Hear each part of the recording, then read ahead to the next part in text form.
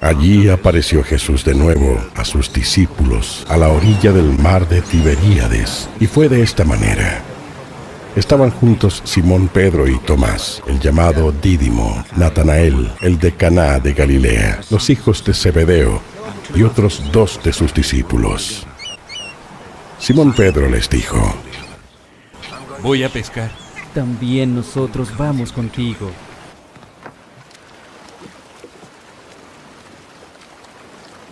Salieron y subieron a la barca, pero aquella noche no pescaron nada.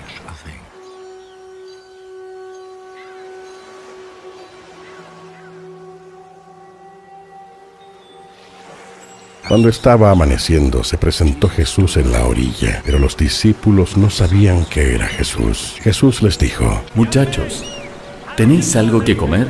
No, nada.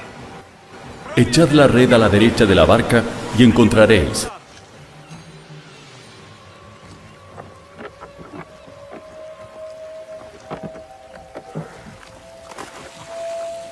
La echaron y ya no podían sacarla por la cantidad de peces.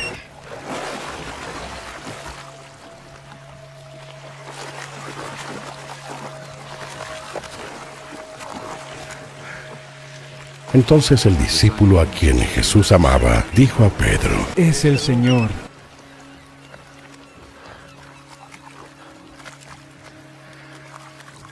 Simón Pedro, al oír que era el Señor, se ciñó la túnica porque estaba desnudo y se echó al mar. Los demás discípulos vinieron en la barca, pues no estaban lejos de tierra, sino a unos 200 codos, arrastrando la red con los peces. Cuando saltaron a tierra, vieron unas brasas preparadas con un pez puesto encima y pan.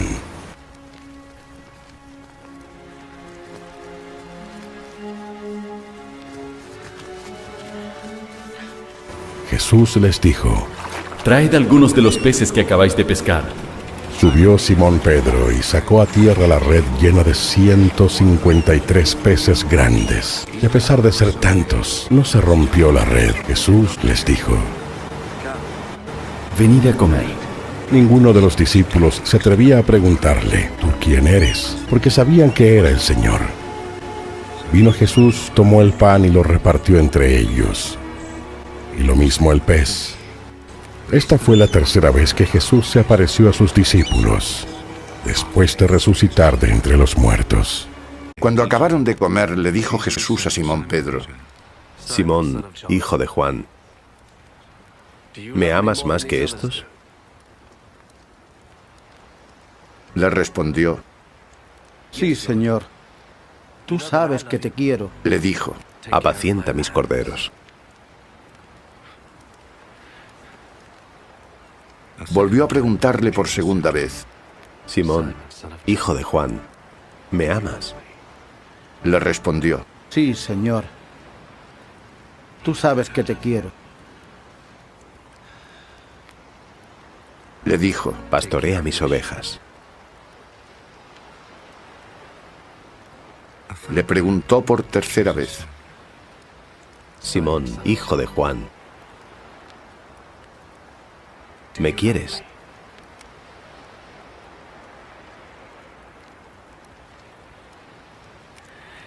Pedro se entristeció porque le preguntó por tercera vez: ¿Me quieres? Y le respondió: Señor,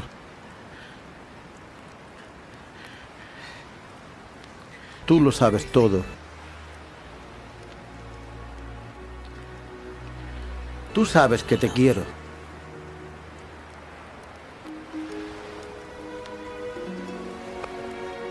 Le dijo Jesús: Apacienta mis ovejas.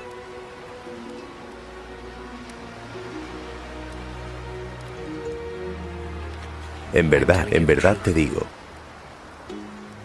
cuando eras más joven, te ceñías tú mismo y te ibas a donde querías. Pero cuando envejezcas, extenderás tus manos y otro te ceñirá y llevará a donde no quieras. Esto lo dijo indicando con qué muerte había de glorificar a Dios. Y dicho esto, añadió: Sígueme.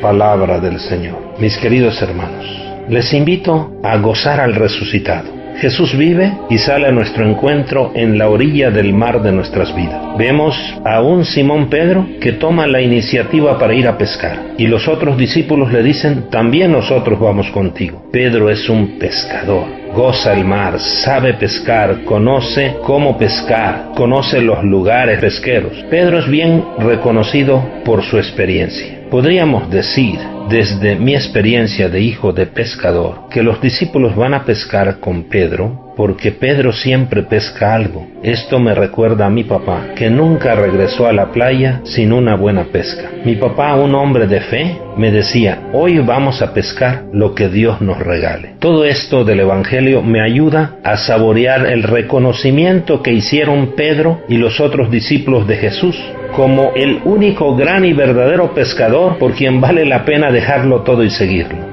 Pedro reconoció ante esta pesca que Jesús era el verdadero pescador. Vemos al Señor Jesús que se interesa por sus discípulos y lo que viven. No habían pescado nada. Se acerca y con gran familiaridad les dice: muchachos, ¿han pescado algo? Y ante el no de su respuesta, Jesús les ofrece la solución: echen la red a la derecha de la barca y encontrarán peces. Y oh sorpresa, les resultó la pesca más sorprendente de sus vidas, pues todo con Jesús es diferente. Y por eso hasta contaron los peces: 153 peces grandes.